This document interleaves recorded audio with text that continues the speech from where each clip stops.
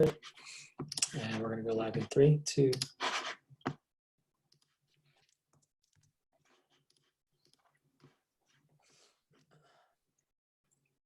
All right, what's up, you guys? Welcome to the Culture Project Sessions, Call to Love, Call to Hope. My name's Koji. I'm your host today. Oh, there's a giant fly in my room, so if I dodge something and you don't see it, just know that's what it is. What's up, guys? How's it going? Yeah, we're getting this thing started. Sorry, I just got really thrown off by that fly just now. I've been trying to kill it the last hour, and it's just not. It's a very skilled fly, and it's gigantic. It's not as big as a horse fly, but it's almost there. Anyways, today we have a wonderful guest. If you guys haven't, if this is your first time joining in our Call to Life, Call to Hope, say what's up, say hi. Love to meet you. Tonight I'm going to have a conversation with the lovely Caroline Rose Owens. She is a host of a podcast entitled She Believed, and she's a recent graduate from Ball University. Yep. And Ball State, yes. Ball State. I'm sorry. Ball State. It's okay. Oh my gosh. Sorry about that. But yeah, I just introduced her, but she knows herself way more. So I'll let herself introduce her right now. What's up, Caroline? Hi, thank you so much for having me. Like you said, my name is Caroline, and I just graduated in December from Ball State University, where I studied public relations and event planning. And the past couple of months since then, I launched the She Believed podcast in December, and since have been kind of running full force with that before I'm about to move to Washington, D.C. to begin a career in marketing. So yeah, a little bit about me. I'm from Indianapolis, kind of central suburb area. I'm one of 5 kids, and I've grown up Catholic my entire life. But it's definitely been a journey, kind of coming to learn more fully who God is, coming to learn more fully who I am through that relationship as well.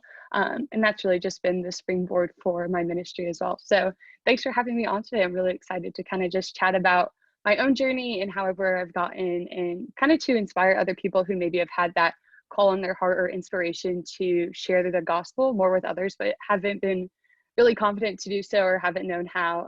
I hope today kind of gives you that inspiration to take that leap of faith. Yeah, I love that. Thanks for sharing that. Yeah, there is a lot to be said with when someone's willing to take that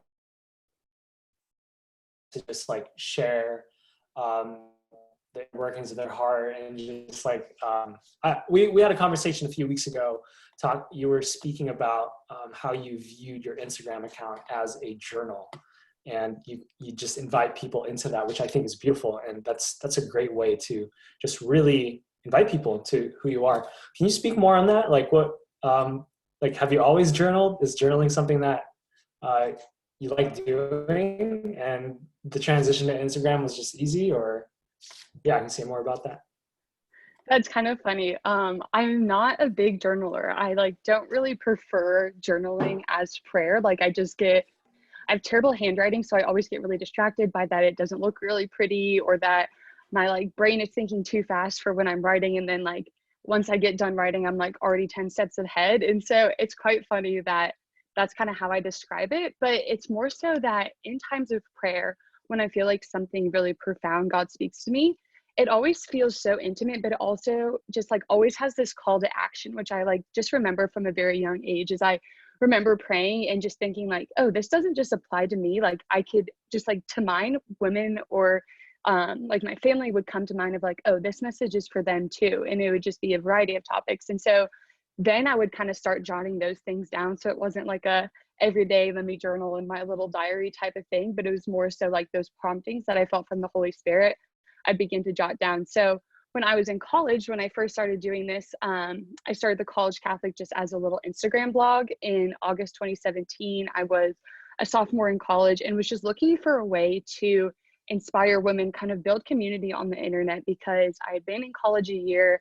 I had struggled to really find my own place in community in high school. I always felt like I was very torn. I felt like I had my church friends who were really awesome, and really built me up in the faith. But then I had my school friends who weren't usually Catholic, and they were really great women, but like we couldn't necessarily connect on that deeper level. And then I would have my sports friends, and I always just felt so divided, and it became so exhausting to try to be something else to all these different people. And I felt like I was just giving pieces of myself away and wasn't able to be all of Caroline. And so going back to that sophomore year of college, I felt like my freshman year was very much so that I felt like I didn't necessarily have a place at our Newman Center. I also joined a sorority, and while that was all, I just felt like, okay, this really isn't fulfilling all of my needs either. And so we'll kind of get into this later, I think, but in high school, I had a beautiful encounter during my confirmation retreat where I had met women, college-age women, who were just beautifully living out their faith in all aspects of their life.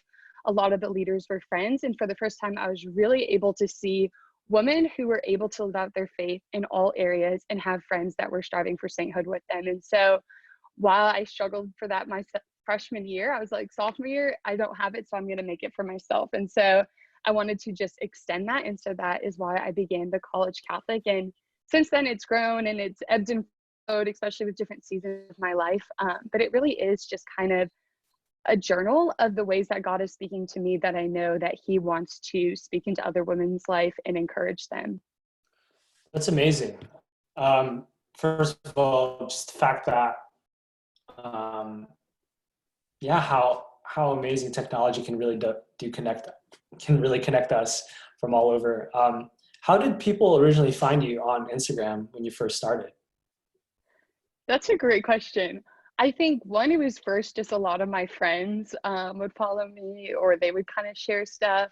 And then I think I somehow met this girl through, I was just like trying to find other Catholics who were sharing their faith on Instagram, where at the time there like wasn't a lot of them. I feel like now there's so many great Catholic accounts of men and women or different ministries that are popping up that are really sharing the faith.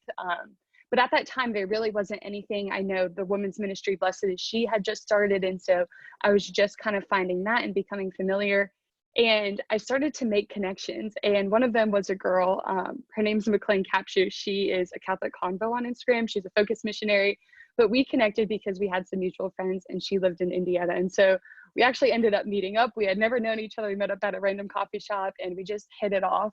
And then a couple of years later, we both ended up applying to a focus internship. And I would say that's really where things kind of took off, because up until then, it was kind of like when I felt like posting, I would post kind of like, if my prayer life was really great, then my content was really great. But if it wasn't, then it was like, I got nothing to say to these people. And I just would be really discouraged and I would give up and be like, someone else can do it. But I think at that focus internship, I was a marketing intern, and I just, being able to do the social media for focus, I saw how many people needed this content, how many people needed to be reached, and how social media was such a beautiful tool to do so. And so that's kind of where I said, like, all right, I'm going all in. I can't give up now. And that following winter, I was able to be a Seek partner with them and kind of promote Seek 2019, which was awesome because it was in Indianapolis. So that just worked out pretty well. And I would say that's kind of where I began to grow. And then especially I would say the other big jump was the podcast of when I launched that out. People would just generously share that. And then little by little, it's been growing. I would say I was like not fame overnight, and I'm still like not fame. It's just been slowly but surely. I think people come across it and say, oh, this is relatable. Like I experienced these things too. I need this encouragement. And that's when they hit the follow button. That's awesome. So one of the reasons why we were really fascinated by your story and why we wanted you to be on this session is because you're still very much in the very early stages, just figuring out, like, just in a personal level, like, you kind of know what direction you're going, but you kind of don't know where you're headed at the same time. In a way, like, you just know what's going to happen today and you just kind of live that out and you just take it day by day. And I think that's just such a great encouragement for everyone who may have that like urge to pursue something similar to what you're doing. And that's just basically sharing what you know and love and translating that onto social media. And speaking of social media, I think ever since this quarantine had happened, social media has just experienced this, like, I don't know, like explosion of just content. I don't know. I was wondering if you could like, do you want to share any observations, maybe like just from your perspective as someone who's going to be an account manager, which is basically a social media manager for people, different clients and whatnot. Like, do you have any commentary as far as that? Like, just you can go broad, you can go very specific. What have your observations been throughout this whole quarantine? So I think you hit the nail on the head. As humbling as it is to say that I like don't know what I'm doing or don't have anything figured out, like that is the reality of my situation. And even launching the podcast back in December, like I just started listening to podcasts the summer of 2019, and yeah, had to learn all of it self-taught online. And so very much so learning as I go. And as far as social media, I think that's really interesting that you bring that up, because my mom and I were just having a conversation the other day about how, especially since quarantine hit, you feel like there's such an overload of content on social media that it's almost overwhelming. Like every day there's a different conference going on or a Instagram live or someone's posting something, and it's kind of like, where do I look? Where do I go? Do I watch this live mass? Do I go to this live adoration? Like, and it's almost like easy to feel overwhelmed and to feel like, okay, I'm not doing enough. And I think what's really important, and what's been beautiful to see on social media during this time, is just the rawness and the vulnerability that people are willing to push forward. So I think even we see this on a large scale with brands that are coming out now. And I think I'm learning a lot for my future role that I'm going to take on is, how do we humanize our brands and our companies so that people can trust us? And I think this is why, my own ministry has been so successful, is because I've been vulnerable and because I've shared the hard times, and prudence, of course, but it's really that transparency that builds the connection with your audience and makes them trust you and makes you feel like they're a friend. And something that I say on my podcast, like my tagline, is that I want to be your personal cheerleader, and really giving people encouragement. Like during this time, we don't need to be filled with, hey, you need to do this and you need to do that, and like check this off off your to-do list and be more productive. Like we need balance, and to just be able to promote that, I think, is really important. And so all the resources are incredible. I am so grateful for them. Even the Culture Project, the way you guys have stepped up and really served your audience during this time, I think has been incredible.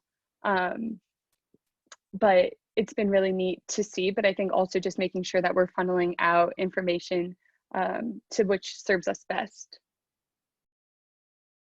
Yeah, no, thanks for saying that. Yeah, that's awesome. Yeah, that's the saturation is real. You know, it's definitely a reality. There's like two sides of the camp. That's what I've observed with different brands and companies. Once COVID hit, it's either, all right, let's roll up our sleeves and just get after it.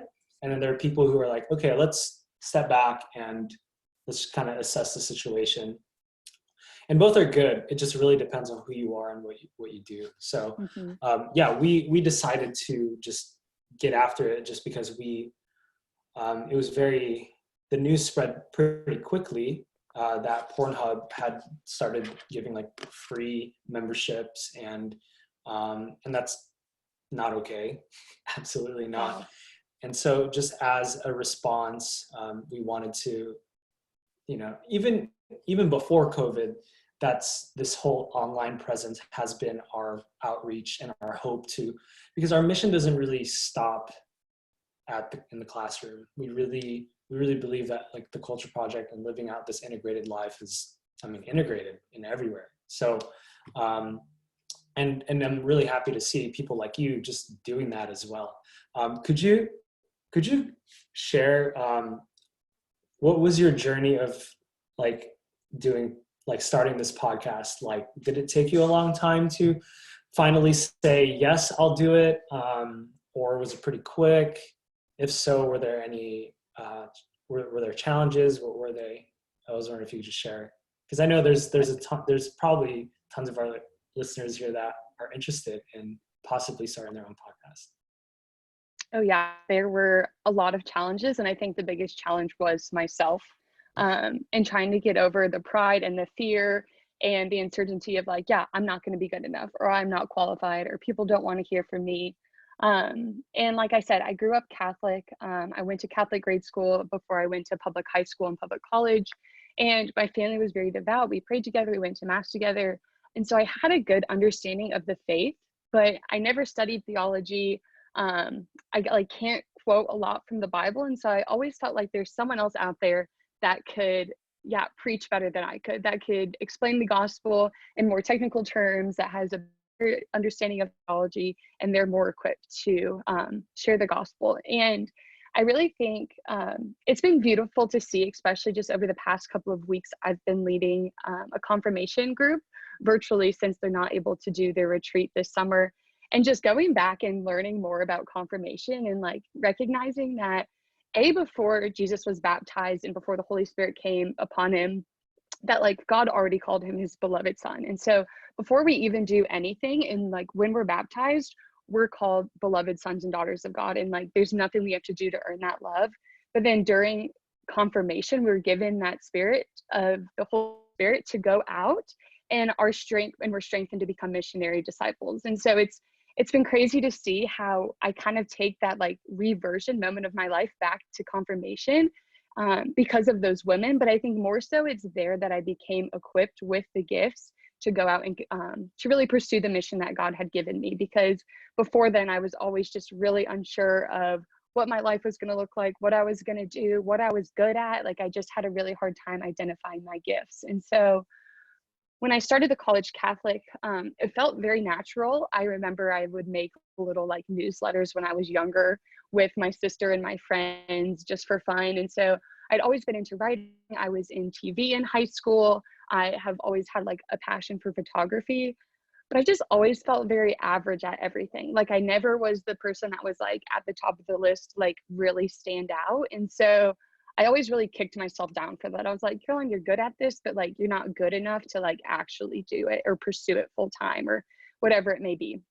And maybe you feel that way too. And like I hope this message speaks to you, because yeah, there's always going to be someone out there doing something better, or that's more beautiful than you, or that's doing the same thing, but there's only one you. And God gave you a specific mission and a specific story for a reason, because there's hearts that only you can reach. And I think it's so important to remember that, because that's something that I really dismissed for a really long time.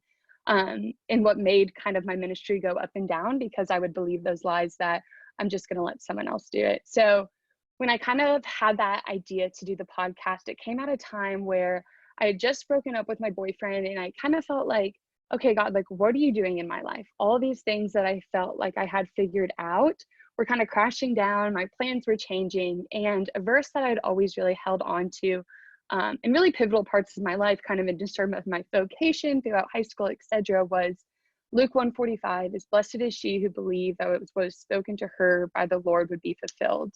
And that summer after the breakup, kind of, yeah, God brought this up in prayer again. And I just remember thinking, God, like the promises that I thought you made to me, like you're not fulfilling them. Like, what are you doing? Like, it kind of seems like this is not true. And it was through that prayer that a couple months later, I was listening to a couple podcasts in the car, and I just had this like click moment. Like I can just remember like driving home during the summer, and I thought, all this is people having conversations with one another. And as I mentioned earlier, I really struggled to identify what my gifts were, but the one that I always felt certain of was that I was able to communicate well with people. I really enjoyed just having personal conversations. And it was just like this moment of, okay, here I'm listening to a really great podcast that's kind of for an older crowd. And then I'm listening to a really great non-denominational podcast for a younger crowd. But I didn't have anything that was like young Catholic women target specific. And so I was like, that's a void that I want. And since I don't see it, like, why can't I be the one to fill it? And so at first I was really excited. I was like, felt so clear that this is what Jesus was asking me to do. And I was praying a lot about like, what are my next steps? And I didn't really know where to take the ministry, especially after college, as that was coming up the following year. And so I started to dream about this podcast. And like I said, that Luke 1:45 is where the she believed comes from. And I really do believe that stepping into this ministry is the fulfillment of that promise, of that God kind of promised me long ago that he has great plans for me. But as soon as that excitement wore off, it kind of became back to the, Caroline, like, what are you doing? You don't have anything to talk about. You have a really simple story. You don't have some huge, crazy conversion moment that is going to like tune people in. And so I kind of kicked myself to the curb again. I said, okay, I don't need to do this. Someone else will step up. I just got to wait it out. And praise God for some really great, encouraging friends who said, Caroline, no, you need to do this. And it was so clear at the time that God was asking you to do this. So stop putting yourself in the way and let God work through you. And so the first time that I picked up that microphone and I recorded my first podcast episode, it was really off the whim. Some of my favorite sisters from the Perpetual Adoration came to my college, and I was just like, guys, you guys want to record a podcast episode? And we did. And I just remember feeling so much joy in that moment and thinking, okay, God, like, you're right. This is exactly what you wanted me to do. And since then, of course, there's been moments of like, yeah, is this making an impact? And then especially at those times, yeah, even if it's just one person sends me a message and is like, thank you for this. This is exactly what I needed to hear. I'm struggling with X, Y, Z. Your recent podcast just brought me so much comfort and peace. Yeah, wherever that piece is, wherever God's piece is specifically, we can be confident that we're doing his work there. Sorry, I was muted there. That's great. So speaking of just making, like, starting that call and just stepping into that, how do you fight discouragement? Like, because you're not, are you always motivated to record a podcast? Are you always motivated to post on Instagram? Like, can you speak to that reality? Yeah, absolutely not. There's definitely times when I'm like it feels like a chore and I'm like, oh, this does not feel good. And then I take a step back and I'm like, why do I feel this way? And it's because God and prayer is not my first priority. And it's honestly like the best accountability tool in this sense, especially in ministry, because if we're not first filling our own cups, then we can't pour into other people. And so it's a really great accountability tool. So yeah, there's definitely times where I feel discouraged and I need to reach out to other people and say, hey, like, this is how I'm feeling. And I'm so grateful that I have a beautiful community to remind me that, yeah, I need to first step into the word and I need to fill my cup and I need to be going to Christ to do so, so then I can lead other people to him as well. Nice. Yeah. So you mentioned earlier that you were in a sorority during college. Could you speak more to that experience because I know that recently the sorority and fraternity life has a certain reputation of like this is what I thought, at least when I went to college, just partying and just having that party lifestyle. Could you speak more on your experience with your journey throughout that time? Yeah, this is one of my favorite things to talk about because I definitely had that perspective of like Greek life, of they were the partiers, they were the crazy people. You wouldn't find any Christians there. And like I spoke a little bit on earlier, is when I first got to college and just feel like I didn't really fit in at the Newman Center and felt like, okay, we really connect on our faith, but just feeling like some of those other things didn't line up. And I felt this why didn't you feel connected? That's a hard question. I think just a lot, putting me on the spot. I just think a lot of like my interests didn't really line up with the people that I was meeting, or I'm just like very extroverted. I like to talk to a lot of people. I'm very social. And I just felt like a lot of the people I was meeting were just a little more shy and introverted. And we just kind of were kind of on different levels. And I always kind of felt that way. Even in school, I felt that's why I kind of had different friend groups versus church versus school, because I felt like personality, interest-wise, the people I was friends with at school, we really meshed well. But then the people at church, maybe we didn't mesh so well on our interests and our passions, but we really connected on the faith. And so in college, when I kind of got back to that of thinking like, I don't want my life to be segmented anymore, I just felt this pull and like really this call to be like, all right, take the leap and try out Greek life. I have the intention of, I'll go through, I'll make some friends, but I won't join a sorority. My parents were very apprehensive. They kind of had the same preconceived notions of what Greek life were. And so they were like not really on board. And when I went through, I actually have a whole podcast episode about Greek life and kind of the goodness that comes from it, the potential goodness that comes from it. And I went through, and I think the best thing that I could have ever done was to be myself and to bring up my faith and to really share what was important with me, to me, with the people that I was speaking with. And so in the house that I ended up joining, I had a conversation with one of the girls and just said, hey, look, I'm Catholic. My faith is really important to me. How does that work in this like situation? Like, is that possible? Is there anyone you know that's like Christian, etc.? And it was just like a total God moment because she was a Christian. Her dad is a pastor in like the Anglican church. And it was just like, yeah, she's like, we have a Bible study, all of this kind of stuff. And I was like, whoa, like that's crazy. And we just had such a deep connection and conversation where it was like that time of meeting those girls at confirmation. Like I felt like I had that connection with this girl that I was sitting with. And I felt like for the first time, God was like, Caroline, this is where I want you to minister. This is where I'm going to give you those friends that are going to fulfill all of those desires. And so I took that leap of faith, knowing that it was going to be a challenge and knowing that all the obstacles that would come with it. And it was beautiful because once I joined the sorority, I had the desire to lead a Bible study. I led Bible studies in high school. That was something I was just really comfortable and familiar with and knew that I wanted to continue to pursue my faith in college. And so I actually started leading the first Greek Bible study for Ball State for a long time, like 10, 15 years ago, they had one, but they hadn't for a long time. And so I worked with our focus missionaries and we kind of made that a thing. And here I was, freshman Caroline, leading like sophomores, juniors, seniors through Bible study. And there was like a good 2 people that showed up to the first meeting and maybe like 4 that were consistent throughout the first 2 years. And it was discouraging, but it was also like I had finally found women who, yeah, had similar interests that like to get dressed up and go do fun things and cared about like doing their hair and their makeup and like to be social, but also wanted to attend daily mass and attend Bible study.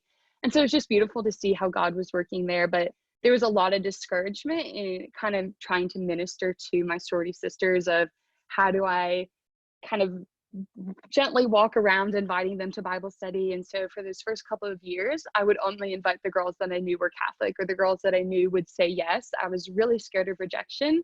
And I think that's why those numbers were so small. And praise God, I just am amazed every time I talk about this because by the time I graduated my senior year, we had over 25 girls in that Greek Bible study. And all of it is credited to the fact that I let God take control and I listened to the Holy Spirit of when he said, invite this girl to Bible study, even though she might say no, I would do it. And how just those 1 invitations would turn into 2, into 3, and someone would come and they would have an encounter with Christ and want to invite their friend. And then they'd want to invite their friend. And it was beautiful to see that it wasn't me, like it was not my doing that all those girls got there, but it was from 1 simple invitation that maybe I would have stayed away from out of fear that ultimately led to this beautiful Bible study of 25 women. And so that was just really neat to see. And it was really encouraging, especially as I was leaving and a lot of these girls were younger, to think of the possibilities that we have as women in Greek life, because Greek life is kind of seen as the leaders on campus and the people that are kind of most involved. And so it's really important, I think, that we have men and women in Greek life step up and lead because a lot of those values are already similar. We kind of just need to switch that narrative and make sure that we're using it for good instead of kind of like falling to that stereotype. Yeah, I completely agree. I went to a public university a long time ago, and I remember walking through campus and I would see the Greek letters, and I remember I would avoid walking in front of them because, there's just a certain sense that I felt that I was being judged. I had been to some of their parties at the time, and I wasn't living out a virtuous life at the time either, or period, but there was just a lot of negative notions. But then like once you get to know people within it, there's the stereotypes kind of like go away and you build those relationships. And I think like when and you can translate that with people that you don't even agree with, like when it comes to just different issues that, you know, a lot of people are very sensitive about. I think it's easy to just attach an identity that we've made up in our minds towards that person before we've even like had a conversation with them. So I think just like moving forward from this from just what we've talked about, for anyone who's thinking about engaging in if you're in a situation where when you're with someone who you don't necessarily like vibe with because you know they have different beliefs, I would just encourage you to just have a conversation. Yeah, that's awesome, Caroline. I do like the all the just the values of Greek life, fraternal, right? Yeah. Service. Yeah, those are all great things, and I think like speaking from a man's perspective, those are amazing things to cultivate during your college years. Yeah. So, yeah, Caroline. So for people who are watching, if you guys have any questions, now's your time. We're actually going to jump into some questions. So far, we haven't gotten anything yet, but Caroline, do you have anything to say just to add on this topic, just in case? Yeah, we don't have any questions. So I love what you were saying about we can't put people in boxes and we kind of can't just like write them off because of the stereotype that they fit into. And I think honestly, deep down, that's a lot of why I wanted to enter Greek life, because I wanted to show people and like, yeah, prove, maybe it wasn't the best intention at first, but like prove that you could be cool and Catholic. Because I think a lot of people, especially in college, have this idea that Catholics are just really weird and socially awkward and like don't know how to have fun or like all of these things. And I'm like, I'm going to be the person to prove that that's not true. And it was just funny because I would always have people tell me like, oh, you're Catholic. And at first I was like, ooh, that's like bad. Like I want them to know that I'm Catholic. But then it kind of became this thing of like, yeah, I had people telling me like, Caroline, I never knew that Catholics had a personal relationship with Christ until I met you. And just being able to dismiss a lot of those stereotypes was so powerful, I think, for the people in my life. And I'm so grateful that I was able to provide that witness.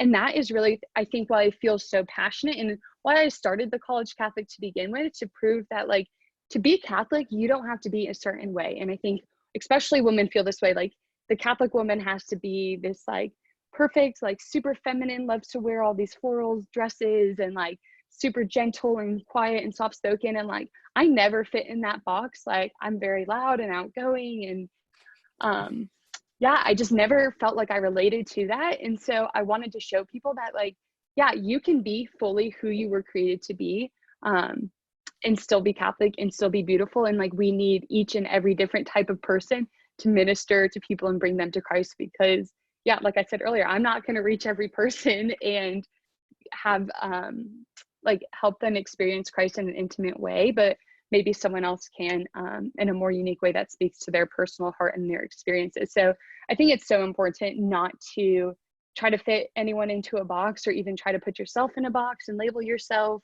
And two, just the importance of embracing fully who you were created to be. That's kind of like a lot of my She Believe branding, is helping you become more fully who you were created to be. And because I felt like through college, that's really what I came to learn, is that my identity wasn't in my sorority or that I was in college or in my faith, but like my identity was in being a beloved daughter of God, and everything that I did had to come from that. And in every part of me, that should have been the first thing that people saw and recognized when they would encounter me. I love that. Yeah, because I share the same sentiment when it comes to like breaking stereotypes, just in a lot of different issues. But I agree, but I want to know like a little more, like what is your reason for wanting to break that specific stereotype? I just kind of want to dig a little bit deeper there. Like the sorority stereotype, or what? Or the living the virtuous life and Yeah, because I think that's like the shock that people tend to get, like when they find out you're like a religious person. They're like, well, you're right. Like, what? Why is that important to you to kind of like,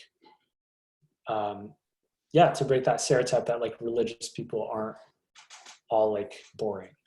Yeah. So growing up a lot, I would get asked like, Caroline, like, how are you so happy? Why are you so joyful?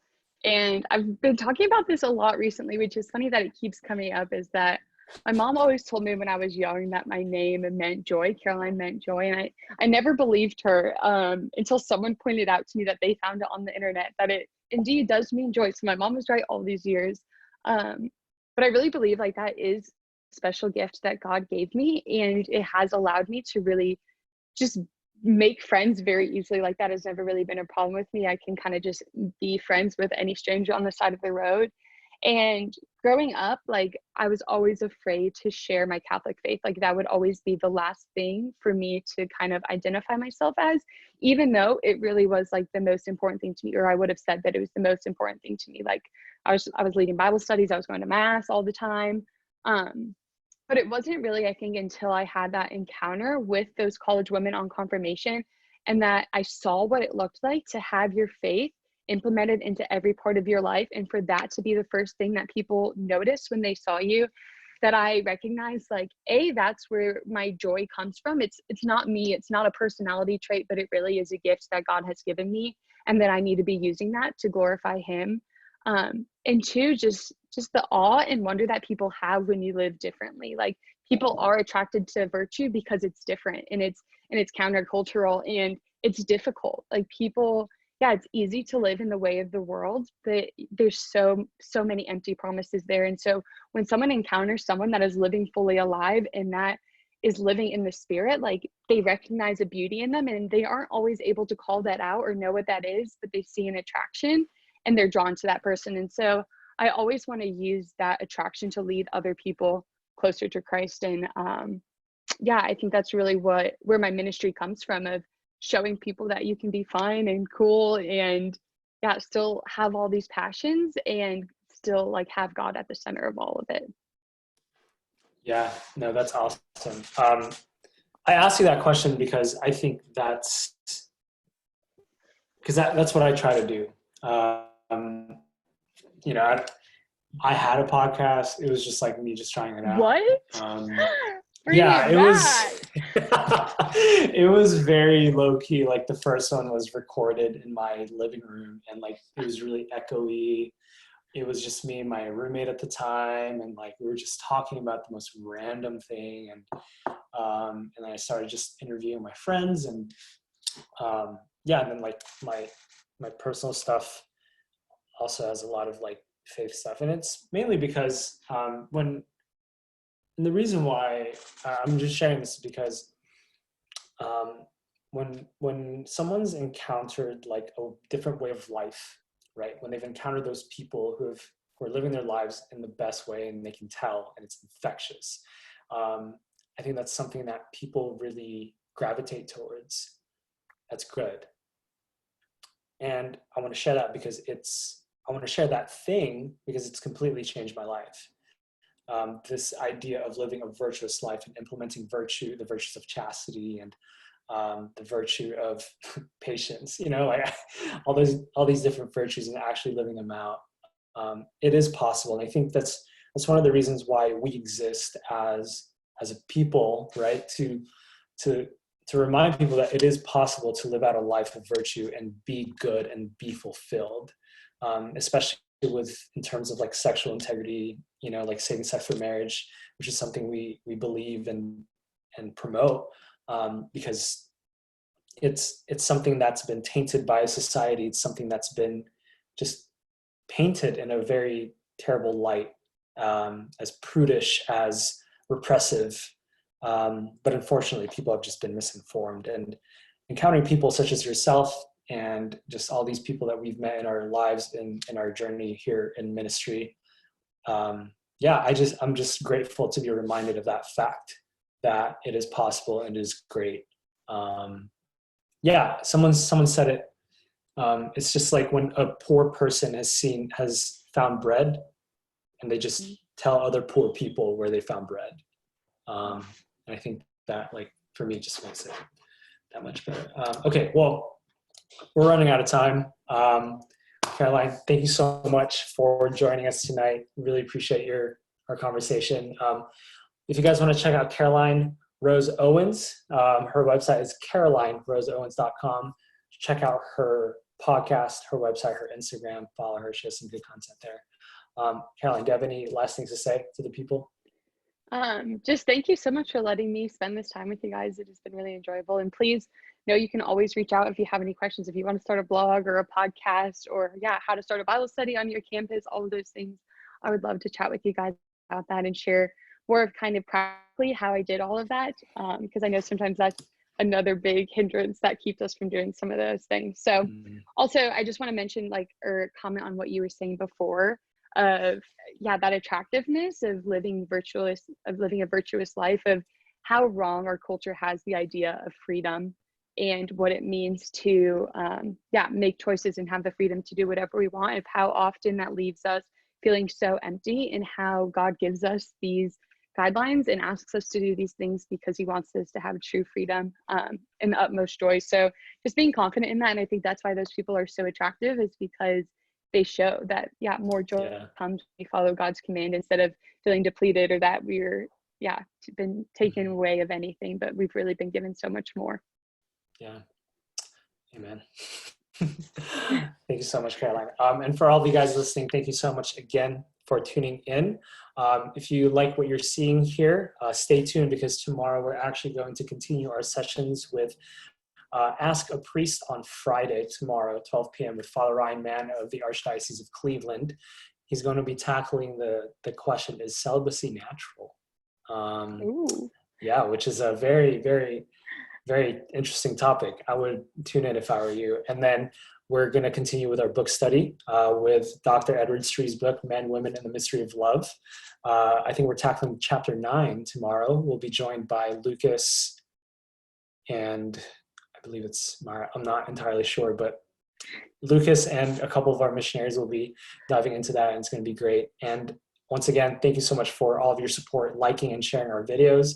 If you want this work to continue, please consider donating at thecultureproject.org. Caroline, thank you so much. And everybody, we'll see you guys tomorrow. Thank you. All right.